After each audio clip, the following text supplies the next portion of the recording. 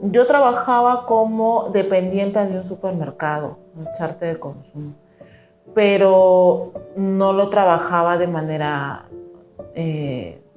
con papeles completos, ya que yo hice el proceso así, así que estuve trabajando con la tarjeta blanca sin activarse todavía los permisos. Entonces mi sueldo no ayudaba al pago del piso hospitalario, que ese fue uno de los factores por el cual tuve que dejar esa habitación.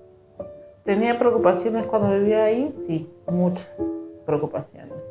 En realidad, las grandes preocupaciones que uno tenía era llegar a fin de mes, porque lo primero que se tiene que pagar es el piso. En este caso la habitación, ¿no? Que era muy caro. Nosotros vivíamos en un piso pequeño, en un piso en el bajo. Compartíamos con el dueño en la cocina, era pequeña. Compartíamos la sala, pero prácticamente no la compartíamos porque mi hijo, ni yo, ni mi pareja estábamos en la sala porque era muy incómodo.